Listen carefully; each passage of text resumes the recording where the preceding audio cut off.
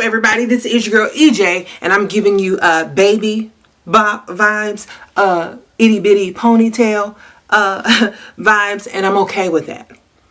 I'm okay with that.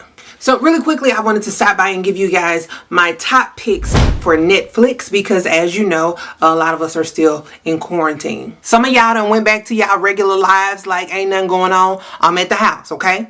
And because I've been at home, I've been watching a lot of TV and simultaneously sinking into a depression. So I'll give you my top picks in no specific order and we'll get started. So number 1 is Ratchet. So we have a nurse that's on a mission to save her brother, but she crazy. She's a manipulator, she's a killer, she's a whole bunch of things, and I love it. Now this is one of those shows, if you don't keep up, you're gonna get lost. Sarah Paulson is absolutely amazing in this show. And it was really good to see Sharon Stone because I haven't seen her since Basic Instinct. I'm not saying she hadn't been working. I'm talking about the last time I had seen her because, you know, Basic Instinct came on and everybody was just trying to make sure all the kids was in the bed, you know, so they wouldn't watch it because it was coming on and it was showing a lot of nudity. I remember seeing before it came on. You see that SC before the movie come on, that strong sexual content. Yeah, Basic Instinct. Yeah, that's what I remember.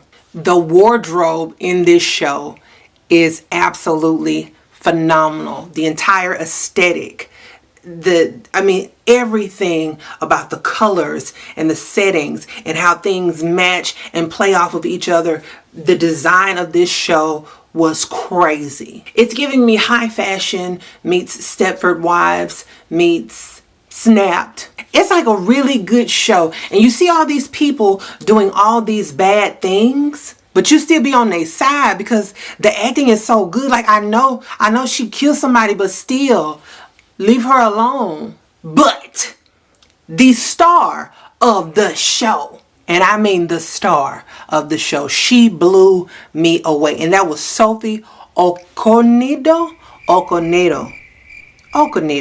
I don't want to give too much about her character's performance, but just know that she played first chair for King Leopold of Belgium. Now, I also saw that Netflix put American Murder on there, and I refuse to watch true murder documentaries so close to Halloween because I'd be at home by myself and I'd be scared, so I passed on those. Another movie I watched on Netflix was 1BR. That could stand for one bedroom or one bad role after the next.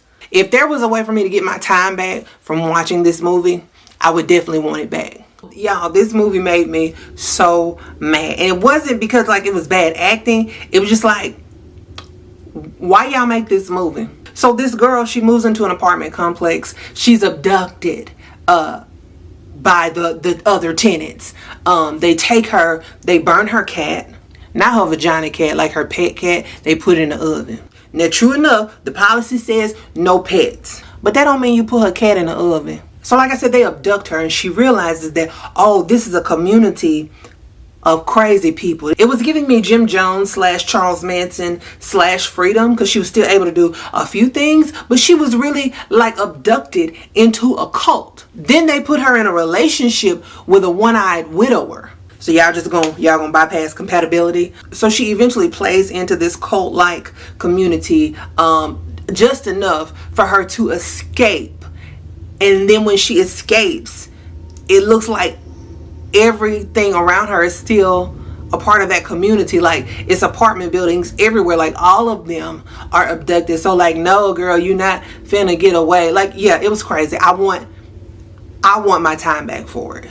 Next up is The Old Guard with Charlize Theron and Kiki Lane. And I gotta tell you, the movie in the beginning moves kind of slow. I wasn't interested. I was like, oh, okay, this is boring. But the movie does pick up. You see that they have superpowers, and you see that people are trying to take chromosomes and DNA, you know, rich white scientist stuff. So it was a really good movie. Like I said, it just starts off slow, but it picks up. And to me, I can dig it. I've watched it a couple of times since the first time I saw it. So the next movie is 40-Year-Old Virgin. This movie is exactly what it sounds like. It had such a Spike Lee aesthetic to it. It was in black and white. I thought something was wrong with my TV. I kept trying to make sure my TV. Rada is like many of us. You know, you get to a certain age and you feel like you haven't accomplished all that you've wanted to accomplish, and you haven't done anything, or maybe you feel like you're stuck in your purpose. And she done what a lot of us do. She made a mixtape. So she's on this journey of self-discovery. She's trying to figure out who she is. She's trying to reclaim her purpose. She's trying to get over the death of her mother. Nobody in this movie had a mama. Everybody mama was dead. I don't know if the mamas was booked and busy. I don't know if the mamas was boycotting, but ain't no mamas in this movie. And it's not like the mamas wasn't written in. The mamas is written in the movie and they dead. So just there's no mamas in the movie. So on this journey to self-discovery and reclaiming her purpose, she's pushed in a corner because she's a playwright, and you know, there's a person that will actually fund the play, but it has to be done on his terms. So it's like she has to ask herself, will I accept something if the money is right at the price of losing myself? Also on this journey, she got a little piece of that young meat. And you know, young meat is always good, you know, for a cougar that's on a journey to self-discovery. You know, that young meat kind of. It was a really nice movie. If you're in your 30s, I think it would be a cool flick to watch. I liked it. Now, for some reason, I watched Tremors on Netflix. I don't know why. When I was younger, there was a Tremors movie, and I thought, oh, okay, maybe this is a remake, or maybe this is something, you know, centered around that. Girl. So anyway, girl, it's typical evil white scientist type of stuff. I see a mutant. I want to recreate its DNA because I want to hunt it. So you don't want to hunt deer. You don't want to hunt squirrel. You want to create your own monster, and that's what you gonna hunt. Creates a monster. Of course, this monster reproduces. It's more than what he expected. The monster just killing people. I feel like instead of Tremors, I could have started Moesha or Girlfriends, because I've not started those yet. Now, I did get to see a little bit of Colombiana. That seemed like a really good suspenseful movie, but I didn't watch all of it, and I didn't go back to complete the movie because, girl, I didn't want to. Now, normally I try to watch comedies or lighthearted films or films with black people. You know, because I'm black, and so I be wanting to see myself on the TV screen until I see myself on the TV screen. See, that's a word. That's a word.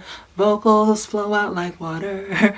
Let me know what you guys are watching on Netflix, because my selections have been trash. Other than Ratchet. Ratchet was super duper cool. I was completely like blindsided that I was watching the entire season of it because I wanted more. I just did not want the show to end. So I would say it's my top pick, but I did watch a few others. So let me know what you guys are watching on Netflix so I can go back, because I know y'all are watching the good stuff and I'm just watching the trash. So thank you guys so very much for tuning in. This is your girl EJ, and I'll see you guys next time. Bye.